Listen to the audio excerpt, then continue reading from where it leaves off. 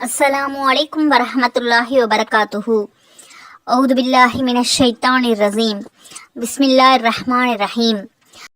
நிறைவுடைய வாழ்வழித்து நெடுநிலத்தை காப்பதற்கு மறையளித்த மன்னவனுக்கே மாபெரும் புகழ் அனைத்தும். அல்லாஹ்வின் பெரும் கிருபையால் நாம் பல பயான்களை பார்த்திருக்கின்றோம். தீனுடைய விஷயங்களை நிறைய கேட்டிருக்கின்றோம். இன்ஷா அல்லாஹ் அல்லாஹு தாலா நம் அனைவருக்கும் அதன்படி வாழக்கூடிய பாக்கியத்தை தந்தல் புரிவானாக. ஆமீன்.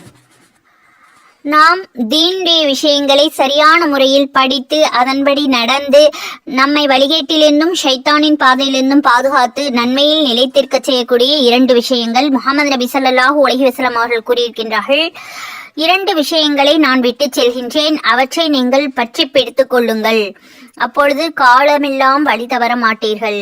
ஒன்று குர்ஆன், இரண்டாவது அல்லாஹுடைய தூதர் முஹம்மது நபி ஸல்லல்லாஹு அலைஹி வஸல்லம் அவர்களை பின்பற்றி வாழக்கூடிய சுன்னத்தான வழிமுறை. உமர் பின் கத்தாப் ரலியல்லாஹு அன்ஹு முஅத்தா இமாம் மாலிக் 1395வது ஹதீஸில் கூறப்பட்டுள்ளது. ஆகவே நாம் பயான்களின் மூலமும் நபி ஸல்லல்லாஹு அலைஹி வஸல்லம் அவர்களுடைய சுன்னத்துக்களை தெரிந்து கொண்டு அதன்படி வாழ்க்கையை மாற்றி நடந்து நல்லபடியாக நடக்க எல்லாம் வல்ல அல்லாஹ் நம் அனைவருக்கும் கிருபை செய்வானாக. ஆமீன். இன்ஷா அல்லாஹ். அத்தியாயம் 12 சூரத்து யூசுப் என்ற சூராவின் 7 பகுதிகளாக நாம் பயான் பார்த்தோம். இன்று 8வது பகுதியாக ருக்கு 11 94வது வசனம் முதல் 104 வசனங்கள் வரை இப்பொழுது பயான் பார்க்கலாம். முழுமையாகவும் பார்த்து பயனடையுங்கள். ஆயத்துக்களின் பொருளையும் அதனுடைய விரிவுரைகளையும் நாம் பார்க்கலாம். இந்த ஆயத்துக்களின் மூலம் அல்லாஹு தாலா கண்ணொளி மீட்டிய அங்கி நறுமணம் நுகர நபி யாக்கூப் மலர மாண்டவர் மீண்டார் குறுகிய குற்றவாளிகள் எல்லோருமாய் எகிப்தை நோக்கி சிரம் பணிந்த சூரியன் நிலம் விழுந்த நிலவு பிறருக்கு சிரம் பணியலாமா வெற்றியின் படிக்கட்டு பொறுமை விவேகம் நிறைவான பேரழகர் வரலாறு நபி யாக்கூப் அலைஹி வஸல்லம் அவர்களுடைய மரணமும் அடக்கமும் நபி யூசுப் அலைஹி வஸல்லம் அவர்களை நல்லடக்கம் செய்த நபி மூசா அலைஹி வஸல்லம் பல்கி பெருகிய பனு இஸ்ராயீல்கள் அமாலிகா ஃபிர்அவுன் ஆட்சி துவக்கம் நாமே அறிவிக்கின்றோம் நபியே உமக்கு ஃபிர்அவுன் காலத்தவர்களா நபி யூசுப் அலைஹி வஸல்லம் முழு வரலாற்றை கூறிய நபி முஹம்மது ஸல்லல்லாஹு அலைஹி வஸல்லம் யூதருக்கு அறைகூவல் இவைகள் போன்ற பல்வேறு தலைப்புகளில் இந்த அத்தியாயங்களுடைய பொருளை அல்லாஹு தஆலா கூறியிருக்கின்றான். 11வது ருக்குவில் 94 முதல் 104 வசனங்கள் வரை உள்ளது. நபி யூசுப் அலைஹி வஸல்லம் அவர்களுடைய அங்கியுடன் எகிப்திலிருந்து சகோதரர்கள் வந்து கொண்டிருக்கும் போதே அதன் மனமானது நபி யாக்கூப் அலைஹி வஸல்லம் அவர்களை சென்றடைந்தது. அங்கி அவர்களுடைய முகத்தில் பட்டதும் கண்ணொளி மீண்டது. சுப்ஹானல்லாஹ். சகோதரர்கள் தன்னுடைய துரோக செயலுக்கு தந்தையிடம் வருந்தி மன்னிப்பை பெற்ற பின் நபி யாக்கூப் அலைஹி வஸல்லம் அவர்களும் மனைவி மக்களும் குடும்பத்தோடு எகிப்திற்கு சென்று நபி யூசுப் அலைஹி வஸல்லம் அவர்களை கண்டு கண் குளிர்ந்தார்கள். பெற்றோரை அரியணையில் அமர வைத்தார் நபி யூசுப் அலைஹி வஸல்லம் அவர்கள். பெற்றோரும் சகோதரர்களும் நபி யூசுஃபுக்கு சிரம் பணிந்தார்கள். இதுவேதான் குழந்தை பருவத்தில் கண்ட கனவின் பலன் என்று நபி யூசுப் அலைஹி வஸல்லம் அவர்கள் கூறி அல்லாஹ் தனக்கருளிய பேருபகாரங்களை நன்றியோடு நமின்று பிரார்த்தித்தார்கள். இந்த அழகிய வரலாற்றில் இடம்பெற்றுள்ள செய்திகள் வஹீயின் மூலமாக நபி அவர்களுக்கு அறிவிக்கப்படுகிறது. அல்லாஹ்வின் நாட்டம் இருந்தாலே ஒன்றி எவரும் ஈமான் கொள்ள முடியாது. அல்லாஹு தஆலா குர்ஆனில் 12வது அத்தியாயம் 94 முதல் 98 வரை உள்ள ஆயத்துக்களில் இவ்வாறு கூறியிருக்கின்றான். அவர்களுடைய ஒட்டக வாகனங்கள் எகிப்திலிருந்து பிரியவே அவர்களுடைய தந்தை இதோ யூசுஃபுடைய வாடையை நிச்சயமாக நான் நுகர்கிறேன், இதனால் என்னை நீங்கள் பைத்தியக்காரன் என்று எண்ணாமல் இருக்க வேண்டுமே. 95வது வசனம். இதனை செவியுற்ற அவருடைய மக்கள் அல்லாஹுவின் மீது சத்தியமாக மெய்யாகவே நீங்கள் உங்களுடைய பழைய தவறான எண்ணத்தில் தான் இருக்கின்றீர்கள் என்று கூறினார்கள். 96வது வசனம். அச்சமயம் யூசுஃபை பற்றி நற்செய்தி கூறுபவர்களும் வந்து யூசுஃபுடைய சட்டையை அவர் தந்தையின் முகத்தில் போடவே அவர் இழந்த தன்னுடைய பார்வையை அடைந்து யூசுப் உயிரோடு இருப்பதை பற்றி நீங்கள் அறியாதவற்றையெல்லாம் அல்லாஹ்வின் அருளை கொண்டு நிச்சயமாக நான் அறிவேன் என்பதாக முன்னர் நான் உங்களுக்கு கூறவில்லையா என்று கேட்டார். 97வது அத்தியாயம். அதற்குள் எகிப்து சென்றிருந்த அவருடைய மற்ற பிள்ளைகளும் வந்து, எங்களுடைய தந்தையே, எங்கள் பாவங்களை மன்னிக்கும்படி நீங்கள் பிரார்த்திப்பீராக. மெய்யாகவே நாங்கள் பெரும் தவறிழைத்து விட்டோம் என்று அவர்களே கூறினார்கள். 98வது வசனம். அதற்கவர், நான் என் இறைவனிடம் பின்னர் உங்களுக்காக மன்னிப்பை கோருவேன். நிச்சயமாக அவன் மிகவும் மன்னிப்பவனாகவும் கிருபை செய்பவனாகவும் இருக்கின்றான் என்று கூறினார்கள். சுப்ஹானல்லாஹ். கண்ணொளி மீட்டிய அங்கி. தந்தையரின் தள்ளாத பருவத்து உடல் நிலையையும் அவர்களுடைய பார்வை பழுதுபட்டிருப்பதையும் சகோதரர்கள் கூறியதை வேதனையோடு செவிமடுத்து கொண்டிருந்த நபி யூசுப் அலைஹிவஸல்லம் அவர்கள் உடனடியாக அவருடைய கண்ணொளி திரும்ப கிடைப்பதற்காக அல்லாஹுடைய ஆணைப்படி தன் அங்கியை கொண்டு சென்று அவர்களுடைய முபாரக்கான முகத்தில் வைக்கும்படி கூறினார்கள். நபி யூசுப் அலைஹிவஸல்லம் அவர்களுக்கு அல்லாஹ்வினால் அருளப் பெற்றிருந்த மோஜிசாக்களில் இதுவும் ஒன்றாகும். விழித்திரை கெட்டு பார்வை போய்விட்ட கண் மீது ஒரு துணியை வைத்தால் மீண்டும் பார்வை வந்துவிடும். சுப்ஹானல்லாஹ் என்பது நடைமுறை சாத்தியமற்ற ஒன்றாகும். ஆனால் அதுவே வல்ல அல்லாஹுடைய நாட்டமாக இருந்தால் நபிமார்களுக்கான மோஜிசாவாக அது நடைபெறவே செய்யும். இவ்வாறான அதிசய செயல்கள் அனைத்து நபிமார்களுக்குமே அருளப் பெற்றிருந்தன. நபி யாக்கூப் அலைஹிவஸல்லம் அவர்களுடைய மூதாதையரான சையதுனா இப்ராஹிம் அலைஹிவஸல்லம் அவர்களை மன்னன் நம்ரூத் நெருப்பு குண்டத்தில் இருந்த பொழுது அவர்களுடைய திருமேனியின் மீது இந்த ஆடை போர்த்தப்பட்டிருந்ததாகவும் இது சொர்க்கத்து ஆடை என்றும் நபி இப்ராஹிம் அலைஹிவஸல்லம் அவர்களுடைய புதல்வர் இஸ்ஹாக் அலைஹிவஸல்லம் அவர்கள் இதை பத்திரப்படுத்தி வைத்து பின்னர் தன்னுடைய மகன் நபி யாக்கூப் அலைஹிவஸல்லம் அவர்களுக்கு வழங்கியதாகவும் அவர் அதை தன் மகன் யூசுப் அலைஹிவஸல்லம் அவர்களுக்கு வழங்கியதாகவும் தப்சீர் மேதைகளான லஹாக், முஜாஹித் ரஹமத்துல்லாஹி அலைஹி ஆகியவர்கள் கூறுகின்றார்கள். திருத்தூதர் யூசுப் அலைஹிவஸல்லம் அவர்கள் அணிந்த எந்த ஆடையாக இருந்தாலும் அதனை பார்வையற்ற ஒருவர் முகத்தில் பட வைத்தால் பார்வை மீண்டுவிடும். சுப்ஹானல்லாஹ். இது யூசுப் நபி அவர்களுக்கு அல்லாஹ் வழங்கிய மாபெரும் கொடைகளில் ஒன்றாகும் என்று இமாம் முஸத்தில் அல்ஃபுதானி ரஹமத்துல்லாஹி அலைஹி அவர்கள் கூறியுள்ளார்கள். நறுமணம் நுகர நபி யாக்கூப் அலைஹிவஸல்லம் அவர்கள் மலர. சையதுனா ஹசன் பஸரி ரஹமத்துல்லாஹி அலைஹி அவர்களுடைய கருத்துப்படி எகிப்துக்கும் கண்ணானுக்கும் இடையில் சுமார் 240 கல் தொலைவிலிருந்து அங்கேயே எடுத்துக்கொண்டு எகிப்திலிருந்து சகோதரர்கள் புறப்பட்டு கொண்டிருந்த போதே கண்ஆனில் இருந்த யாக்கூப் அலைஹிவஸல்லம் அவர்கள் அதன் நறுமணத்தை நுகரத் தொடங்கினார்கள்.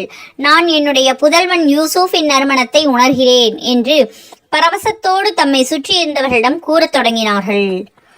இவ்விருதாப்பிய பருவத்தில் பார்வையையும் இழந்து மிகுந்த பலவீனமுற்றிருக்கும் நான் ஏதோ புத்தி தடுமாறி இவ்வாறு கூறுகின்றேன் என்று நினைத்து விடாதீர்கள். இது மட்டுமன்று, இன்னும் யூசுப் உயிரோடுதான் இருக்கின்றார்கள் என்றும் ஹசரத் யாக்கூப் அலைஹிவஸல்லம் அவர்கள் அறிவித்தார்கள். நபி யூசுப் அலைஹிவஸல்லம் அவர்கள் எப்போதோ இறந்து விட்டார்கள் என்று எண்ணிக்கொண்டிருந்த அங்கிருந்தவர்களால் நபி யாக்கூப் அலைஹிவஸல்லம் அவருடைய பேச்சை ஏற்க முடியவில்லை. வயது முதிர்ந்து போய் அறிவு தடுமாற்றம் இவருக்கு ஏற்பட்டுள்ளது. எனவே பழைய நினைப்பிலிருந்து இவர் சிறிதும் மாறாமல் இருக்கின்றார் என்று அவர்கள் பேசிக்கொண்டார்கள். யூசுப் அலைஹிவஸல்லம் அவருடைய அங்கியோடு வந்த மூத்த சகோதரர் அதை தன் தந்தையின் முகத்தில் ஒற்ற அல்லாஹுடைய பேரருளால் நபி யாக்கூப் அலைஹிவஸல்லம் அவர்களுக்கு கண்ணொளி உடனடியாக மீண்டது. சுப்ஹானல்லாஹ். மீண்டவர் மாண்டார். அப்போது அல்லாஹுக்கு நன்றி செலுத்தியவாறு அங்குள்ளவர்களை பார்த்து, நான் சொன்ன அறிவிப்பை ஏற்காமல் ஏதோ கூறினீர்களே, இதோ என் பார்வை மீண்டுவிட்டது. இந்த அங்கியை கொடுத்தனுப்பிய என் மகன் யூசுப் இன்னும் உயிரோடுதான் இருக்கின்றார். நீங்கள் அறியாதவற்றை அல்லாஹ்விடமிருந்து நான் அறிவேன் என்று சற்று முன்னர் உங்களிடம் கூறியது சரிதானே என்று கேட்டார். குறுகிய குற்றவாளிகள். உண்மை வெட்ட வெளிச்சமாகியதோடு அதிசயமான பல்வேறு நிகழ்வுகள் நடந்துள்ளதை எண்ணி பெரும் கவலையும் அதிர்ச்சியும் கொண்ட சகோதரர்கள் அனைவரும் பல ஆண்டுகளாக தாங்கள் செய்து கொண்டிருந்த குற்றங்களை நினைத்து வேதனைப்பட்டவர்களாக குறுகி போய் தந்தையின் முன்னே நின்றவாறு, தந்தையே, எங்கள் பாவங்களை மன்னிக்குமாறு அல்லாஹ்விடம் வேண்டுவீராக. திண்ணமாக நாங்கள் தவறிழைத்து விட்டோம் என்று வேண்டினார்கள். இரவின் இறுதி சாமத்தில் இறைஞ்சப்படும் துஆக்களை அல்லாஹ் மனமு வந்து ஏற்பான் என்பதையே பின்னர் என் இறைவனிடம் மன்னிப்பு கோருவேன் என்று யாக்கூப் அலைஹிவஸல்லம் அவர்கள் வார்த்தைகள் தெரிவிக்கின்றன. இறை தூதர் யூசுப் நபி அவர்களுடைய அங்கி சிறுவயது முதல் அவர்களிடமே இருந்தாலும் அதை அவர் தன் தந்தையிடம் கொடுத்தனுப்பிய நேரத்திலிருந்துதான் அதன் நறுமணத்தை நபி யாக்கூப் அலைஹிஸ்ஸலாம் அவர்கள் உணரத் தொடங்கினார்கள். அந்த அங்கி ஒரு முஅஜிசாவாக ஒரு நபிக்கு தரப்பட்டிருந்தாலும் அல்லாஹ் நாடும் போது மட்டுமே அற்புதங்கள் அது நிகழ்த்தும் என்று இந்த நிகழ்ச்சியின் வாயிலாக தெரிந்து கொள்ளலாம். மாரிஃப் 5:154 99 முதல் 101 வரை உள்ள ஆயத்துக்கள். 12வது அத்தியாயம் 99வது வசனம்.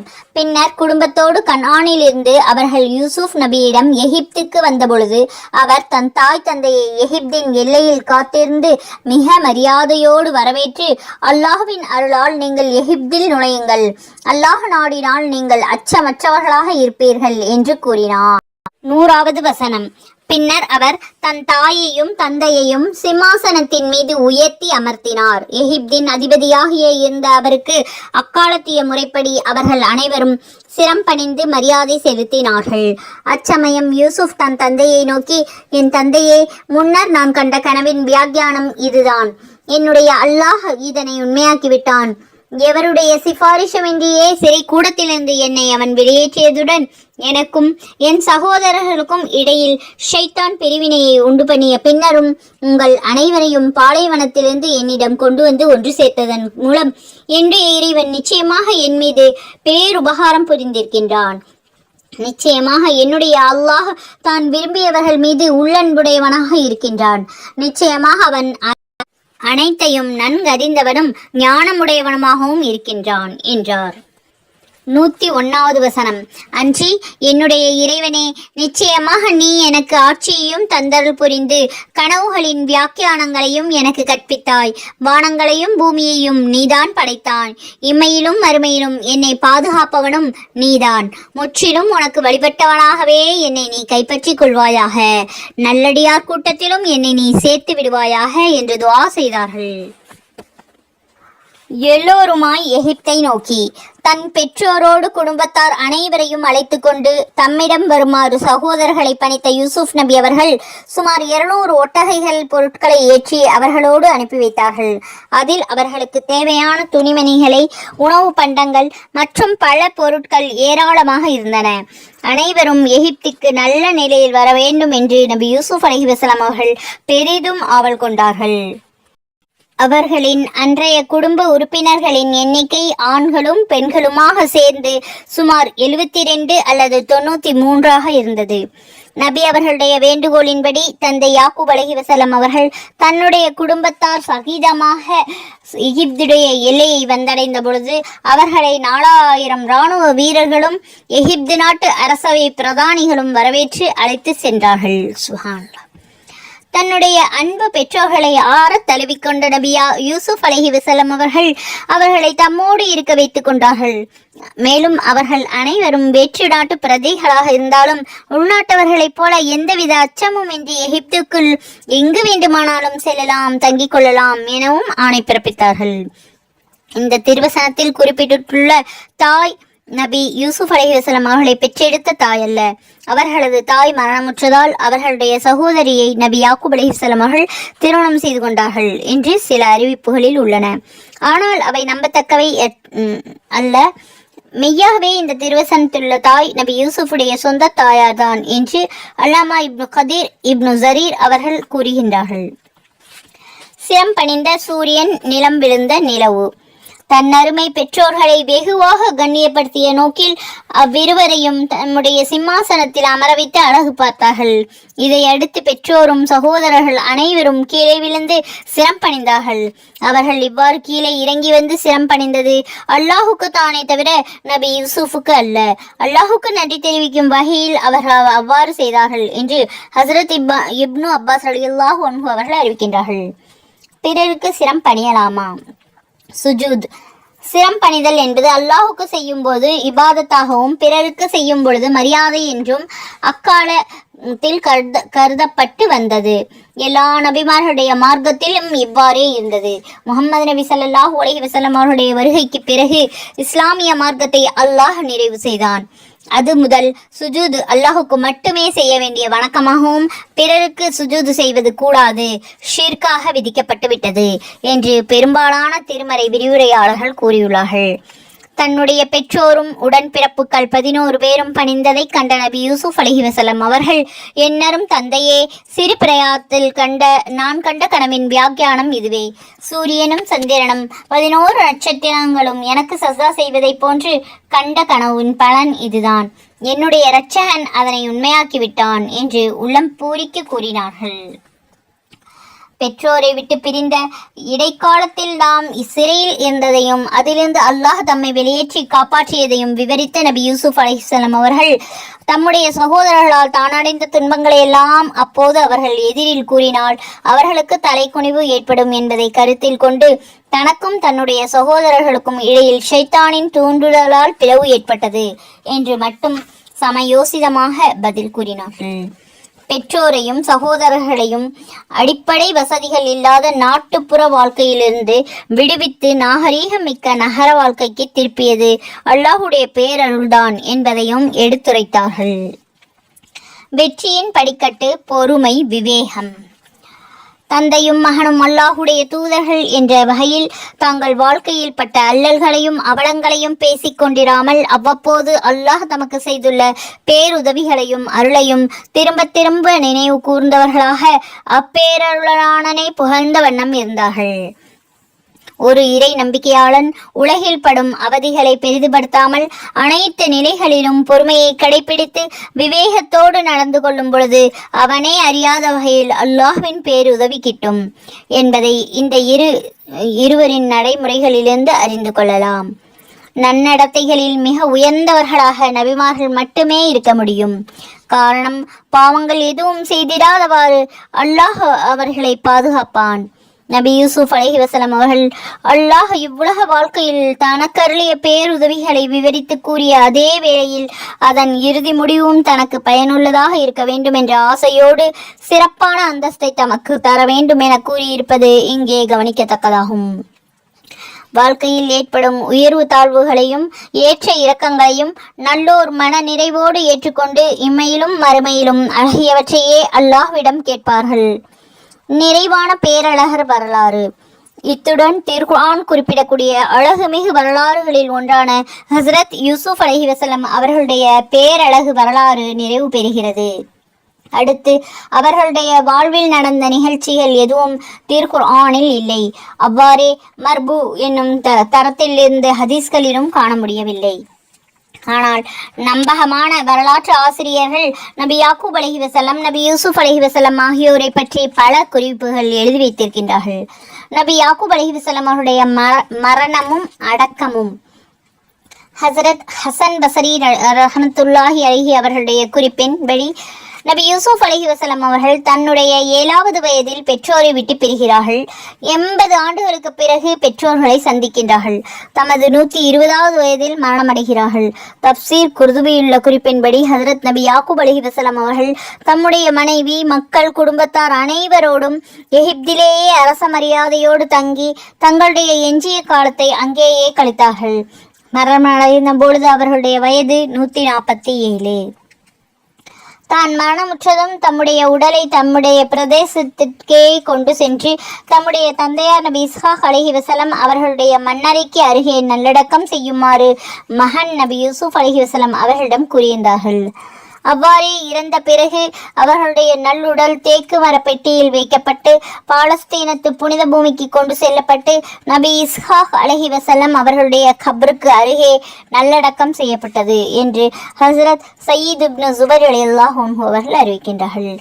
இந்த நடைமுறையை ஆதாரமாக கொண்ட இஸ்ராவேலர்கள் தங்களின் இறந்து போகும் மூதாதையரின் உடலை வெகு தொலைவிலிருந்து கொண்டு சென்று அந்த புனித பூமியில் நல்லடக்கம் செய்வதை வழக்கத்தை மேற்கொள்ள துவங்கினார்கள். பல்கி பெருகிய பனு இஸ்ராயீல்கள். எகிப்துக்கு நபி யாக்கூப் அலைஹிவஸல்லம் அவர்கள் குடியேறிய சமயம் அவர்களுடைய குடும்ப உறுப்பினர்களின் எண்ணிக்கை ஆண்களும் பெண்களுமாக 93 இருந்தது. நபி யாக்கூப் அலைஹிவஸல்லம் அவர்களுடைய 12 ஆண் மக்களின் சந்ததிகள் நாளடைவில் பல்கி பெருகினார்கள். பனி யாக்கூப் அல்லது பனு இஸ்ராயில் எனப்படும் அவர்கள் ஒரு காலத்தில் நபி ஈசா அலைஹிவஸல்லம் அவர்களுடைய வழிகாட்டலின்படி எகிப்திலிருந்து வெளியேறிய பொழுது அவர்களுடைய எண்ணிக்கை 6,70,000 உயர்ந்திருந்தது. சுஹானல்லாஹ். குர்துபி இப்னு கதீர். தௌராத் மற்றும் பைபிள் பழைய ஏட்டு குறிப்பீடுகளின்படி நபி யூசுப் அலைஹிவஸல்லம் அவர்களுக்கு ஜுலைஹாவின் மூலம் அப்ராஹிம், மன்சா என்ற ஆண் மக்களும் ரஹீமா என்ற பெண் குழந்தையும் பிறந்தார்கள். அய்யூப் அலைஹிவஸல்லம் அவர்கள் ரஹீமாவை மணந்து கொண்டார்கள். அப்ராஹீமின் மக்களும் நபி மூசா அலைஹிஸ்ஸலாம் அவர்களுடைய தோழருமான ஹஜ்ரத் யூசுப் பின் நூனும் ஒருவர் ஆவார். மல்ஹரி. தனது 120வது வயதில் மரணமுற்ற நபி யூசுப் அலைஹிவஸல்லம் அவர்கள் நைல் நதிக்கரையில் அடக்கம் செய்யப்பெற்றார்கள். யூசுப் நபி அவர்களை நல்லடக்கம் செய்த மூசா நபி. நபி மூசா அலைஹிவஸல்லம் அவர்கள் எகிப்தை விட்டு வெளியேறும் பொழுது யூசுப் நபி அவர்களுடைய நல்லுடலை தோண்டி எடுத்து சென்று பிறகு யாக்கூப் அலைஹிவஸல்லம் அவர்களுடைய மண்ணறைக்கு அருகே நல்லடக்கம் செய்தார்கள் என்று உருவத்து இப்னு சுபைர் ரலியல்லாஹு அன்ஹு அவர்கள் அறிவிக்கின்றார்கள். அமாலிகா ஃபிர்அவுன் ஆட்சி துவக்கம். நபி யூசுப் அலைஹிவஸல்லம் அவர்களுடைய மறைவுக்கு பிறகு அமாலிகாக்கள் எகிப்தை கைப்பற்றி ஃபிரௌனிய தலைமுறையை உருவாக்கினார்கள். அவர்களுடைய பிடியில் கொத்தடிமைகளாக கேவலப்பட்டு கொண்டிருந்த பனு இஸ்ராயல்களை தான் பின்னர் நபி மூசா அலைஹிவஸல்லம் அந்த நாட்டிலிருந்து விடுவித்து வெளியே கொண்டு வந்தார்கள். மல்ஹரி மாரிஃப் 5 162 163. 12வது அத்தியாயம் 102 103 104 ஆகிய வசனங்களில் அல்லாஹ் கூறுகின்றான். 102வது வசனம். நபியே, இது நீங்கள் அறியாத மறைவான விஷயங்களில் உள்ளதாகும். அவர்கள் சூழ்ச்சி செய்து யூசுஃபை கிணற்றில் தள்ள வேண்டுமென்ற தங்களுடைய திட்டத்தை வகுத்த பொழுது நீங்கள் அவர்களோடு இருக்கவில்லை. எனினும் இவைகளை நாம் உங்களுக்கு வஹி மூலமே அறிவித்தோம். 103வது வசனம். நீங்கள் எவ்வளவுதான் விரும்பிய போதிலும் அந்த மனிதர்களில் பெரும்பாலானவர்கள் உங்களை நபி என்று நம்பவே மாட்டார்கள். 104வது வசனம். இதற்காக நீங்கள் அவர்களிடத்தில் யாதொரு கூலியும் கேட்பது இல்லை. உலகத்தார் அனைவருக்கும் இது ஒரு நல்ல படிப்பினையே அன்றி வேறில்லை. நாமே அறிவிக்கின்றோம் நபியே உமக்கு. இறுதி நபியாகிய முஹம்மது நபி ஸல்லல்லாஹு அலைஹி வஸல்லம் அவர்கள் சில 1000 ஆண்டுகளுக்கு முன் அல்லாஹுடைய தூதராக இருந்து அழகிய சரிதை படைத்திட்ட நபி யூசுப் அலைஹி வஸல்லம் அவர்களுடைய வரலாற்றை உம்மி நபியாகிய முஹம்மது நபி ஸல்லல்லாஹு அலைஹி வஸல்லம் அவர்கள் தெரிந்து கொள்வதற்கான வாய்ப்பே இல்லை. மக்கா நகரில் வாழ்ந்து கொண்டிருந்த அரபிகளும் இதை தெரிந்திருக்கவில்லை. இதையெல்லாம் நபியே நாமே உமக்கு அறிவிக்கின்றோம் என்று அண்ணல் நபி ஸல்லல்லாஹு அலைஹி வஸல்லம் அவர்களுக்கு அல்லாஹ் கூறுகின்றான். முழு வரலாற்றை கூறிய நபி ஸல்லல்லாஹு அலைஹி வஸல்லம். யூசுப் நபியின் வரலாற்றை முஹம்மது ஸல்லல்லாஹு அலைஹி வஸல்லம் அவர்களால் கூற முடியாது.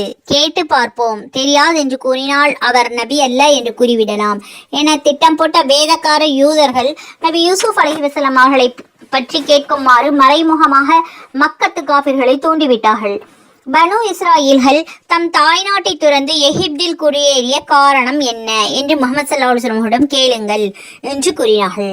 நபி யூசுப் அலைஹி வஸல்லம் அவர்களுடைய முழு வரலாற்றையும் அழகிய முறையில் வஹி மூலம் அல்லாஹ் தஆலா அண்ணல் நபி ஸல்லல்லாஹு அலைஹி வஸல்லம் அவர்களுக்கு அறிவித்து கொடுத்தான். இதனை நபி அவர்கள் ஓதிக்காட்டவே வாய் பொத்தி திரும்பினார்கள். ஆயினும் நபி என்று ஏற்க மறுத்தார்கள். ரூஹுல் மானி. சகோதரர்கள் அனைவரும் ஒன்று கூடி யூசுப் நபி அவர்களை கொல்ல திட்டமிட்ட நிகழ்ச்சியை முஹம்மது நபி ஸல்லல்லாஹு அலைஹி வஸல்லம் அவர்கள் எப்படி அறிந்திருக்க முடியும்?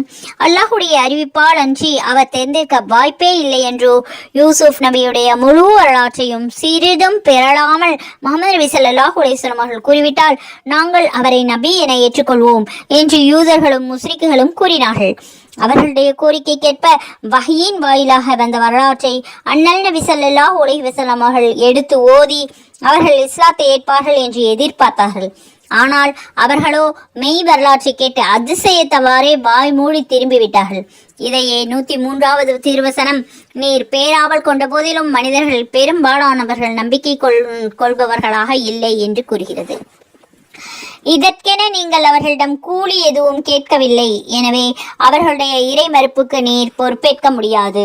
இனி இதை குறித்து நீங்கள் கவலைப்பட வேண்டாம் என்று அண்ணல் நபி ஸல்லல்லாஹு அலைஹி வஸல்லம் அவர்களுக்கு 104வது திருவசனம் ஆறுதல் கூறுகிறது. மேலும் அதனால் அன்னநபி ஸல்லல்லாஹு அலைஹி வஸல்லம் அவர்களுக்கு நபித்துவ பொறுப்பில் எந்த பாதகமும் ஏற்படாது என்று விவரிக்கிறது. அன்வாருல் பயான் 5:170. ஃபிரௌன் காலத்தவரா நபி யூசுப் அலைஹி வஸல்லம் தௌராத், இன்ஜீல் ஆகிய வேதங்களில் கூறப்பெற்றுள்ள சில வரலாற்று நிகழ்வுகளை எபிரேய மொழியறிந்த தன்னுடைய தோழர்களின் உதவியோடு கற்றுக்கொண்டு அவற்றை அரபு மொழியில் மாற்றி திருக்குர்ஆனுடைய வசனங்கள் என்று முஹம்மது நபி ஸல்லல்லாஹு அலைஹி வஸல்லம் அவர்கள் கூறினார்கள் என்று காழ்ப்புணர்ச்சி மிக்க யூதர்கள் கூறினார்கள். அவர்களுடைய கூற்று உண்மை என்றால் உண்மைக்கு புறம்பாக திரித்து எழுதப்பட்டுள்ள பல்வேறு பைபிள் வரலாறுகளில் சிலதாவது திருக்குர்ஆனில் இடம்பெற்றிருக்க வேண்டுமே. பைபிள் பழைய ஏற்பாட்டில் உள்ள நபி யூசுஃபின் வரலாற்றில் உள்ள மெஞ்ஞான நிகழ்வுகளின் தொகுப்பு மட்டுமே திருக்குர்ஆனில் இறக்கி அருளப் பெற்றுள்ளது. ஏனென்றால் பைபிளில் பல விஷயங்களில் உண்மை இல்லை.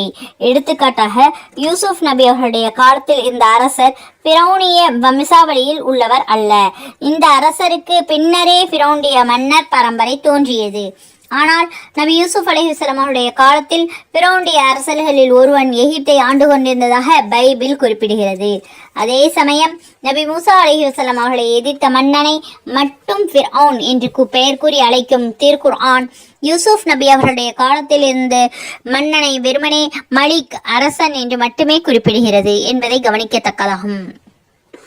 ஏனென்றால் யூசுப் நபி அவர்கள் எகிப்துக்கு வருகை இருந்தபொழுது அங்கே ஹைகோஸ் மன்னராட்சி நடந்து கொண்டிருந்தது. கிமு 1650க்கு முன்னர் வடக்கு எகிப்தை வெற்றி கொண்ட ஹைகோஸ் அரசர்கள் அங்கு தன்னுடைய சாம்ராஜ்யத்தை விரிவுபடுத்தி கொண்டார்கள். யூசுப் நபியுடைய காலத்தில் இருந்த ஹைகோஸ் மன்னருக்கு சந்ததி இல்லாததை அடுத்து நபி யூசுப் அலைஹிஸ்ஸலாம் அவர்கள் எகிப்தின் மன்னர் ஆனார்கள். அவர்களுடைய மறைவுக்கு பிறகு அமாலிகா இனத்தார் எகிப்தை கைப்பற்றி அரசாளத் தொடங்கினார்கள். கிமு 1450க்கு முன்னர் அவ்வரசர்களில் 18ஆம் மன்னனுக்கு ஃபிரௌன் என்ற சிறப்பு பெயர் சூட்டப்பட்டது. அன்று முதல் எகிப்தை ஆண்டு கொண்டிருந்த மன்னர்களுடைய சிறப்பு பெயராக ஃபிரௌன் தொடர்ந்தது. எனவே நபி யூசுப் அலைஹிஸ்ஸலாம் அவர்களுடைய காலத்துக்கு பின்னரே ஃபிரௌனுடைய பேரரசு உருவானது என்பது தெளிவு. எபிரேய யூதர்கள் நபி யூசுஃபின் வரலாற்றை உணர்ந்த பொழுது எகிப்தை ஆண்டு கொண்டிருந்த மன்னர்கள் ஃபிரௌன் என்ற பெயரால் மட்டுமே அழைக்கப்பட்டார்கள் என்பது இங்கே சிந்திக்கத்தக்கதாகும். கல்வெட்டு கூறும் செய்தி. அண்ணல் நபி ஸல்லல்லாஹு அலைஹி வஸல்லம் அவர்களுடைய காலத்தில் பண்டைய எகிப்து மொழியானது பேச்சு வழக்கின்றி செத்த மொழியாகிவிட்டது. பண்டைய எகிப்திய குருமார் வழக்கில் சமய வரம்புகளை பின்பற்றி கையாண்ட புனித எழுத்து முறையே செதுக்கெழுத்துக்கு பதிலாக நிற்கும் பொருள் வடிவம் மறைபொருட் குறியீடு பரிபாசை என்னும் அந்த எழுத்துக்களை கல்வெட்டு ரொசெட்டா கிபி 1799 தான் எகிப்தில் நடந்த அகழ்வாராய்ச்சியின் பொழுது கண்டெடுக்கப்பட்டது. கிபி 1821ஆம் ஆண்டு பிரான்ஸ் நாட்டு எழுத்தாய்வு நிபுணர் ஒருவனால் தான் அந்த பொருள் கண்டுபிடிக்கப்பட்டது. அதற்கு பின்னர் தான் பண்டைய எகிப்து நாட்டின் விரிவான பல புதிய செய்திகளை உலகம் பெற்றது. ஆனால் இந்த செய்திகள் திருக்குர்ஆனில் மட்டும் எப்படி இடம்பெற்றது என்பது சிந்தனைக்குரியதாகும். யூதருக்கு அறைகூவல். உண்மை நிலை இவ்வாறு இருக்க எழுத படிக்க தெரியாத உண்மையான அரபி ஒருவர் எப்படி நபி யூசுப் அலைஹிஸ்ஸலாம் அவர்களுடைய மெய்யான வரலாற்று நிகழ்ச்சிகளை சிறிதும் பிழையில்லாமல் தொகுத்து கூற முடியும் என்பதற்கு யூத வரலாற்று ஆசிரியர்கள் தான் விளக்கம் கூற வேண்டும். அல்ஹம்துலில்லாஹ். 11வது ருக்கு நிறைவு பெற்றது. இன்ஷா அல்லாஹ் அடுத்த பகுதியில் இன்ஷா அல்லாஹ் யூசுப் நபி அவர்களுடைய வரலாறு நிறைவு பெறுகிறது. இதுவரை பொறுமையாகவும் கவனமாகவும் முழுமையாகவும் கேட்ட உங்கள் அனைவருக்கும் அல்லாஹு தாலா நற்கூலியை தந்தருவானாக. ஆமீன். அல்லாஹு தாலா நம் அனைவருக்கும் சொர்க்கத்தை வாஜிபாக்கி நரகத்தை ஹராமாக்குவானாக. ஆமீன். கற்ற கல்வியின்படி அமல் செய்யக்கூடிய பாக்கியத்தை தந்தருவானாக. ஆமீன். நம் அனைவருக்கும் அல்லாஹு தாலா ஹஜ்ஜை நசீபாக்குவானாக. ஆமீன். ஹதீஸ்களையும் பயான்களையும் கற்று அதன்படி அமல் செய்யக்கூடிய பாக்கியத்தை தந்தருவானாக. ஆமீன். முஹம்மது நபி ஸல்லல்லாஹு அலைஹி வஸல்லம் அவர்களுடைய ஒவ்வொரு சுன்னத்துக்களையும் பேணி நடக்கக்கூடிய பாக்கியத்தை தந்தருவானாக. ஆமீன். மறுமையில் முஹம்மது நபி ஸல்லல்லாஹு அலைஹி வஸல்லம் அவர்களுடைய சிபாரிஷை தந்தருவானாக. ஆமீன். நபிகள் நாயகம் ஸல்லல்லாஹு அலைஹி வஸல்லம் அவர்களை கனவில் காணக்கூடிய பாக்கியத்தை தந்தருவானாக. ஆமீன். நாம் இதுவரை பல பயான்களை பார்த்தோம், நபிமார்களுடைய வரலாறுகளையும் பார்த்தோம். அதன் மூலம் படிப்பினை பெற்று ஒரு நிமிட மதர்சா என்ற தலைப்பில் நிறைய துவாக்கள் இருக்கின்றன. அதனையும் கற்று அதன்படி அமல் செய்யக்கூடிய பாக்கியத்தை அனைவருக்கும் அல்லாஹ் தஆலா தந்தருள்வானாக. ஆமீன். நம் அனைவருக்கும் உடல் ஆரோக்கியத்தையும் உள்ள நலத்தையும் அல்லாஹ் தந்தருள்வானாக. ஆமீன். இதுவரை பொறுமையாக கேட்டுக்கொண்டிருந்த உங்கள் அனைவருக்கும் அல்லாஹ் தஆலா அதிகமான நட்குழியை தந்தருள்வானாக. ஆமீன். ஜஸாக்கல்லாஹு கைரன் கசீரா. அஸ்ஸலாமு அலைக்கும் வரஹ்மத்துல்லாஹி வபரகாத்துஹு வ மஹ்ஃபிரத்துஹு.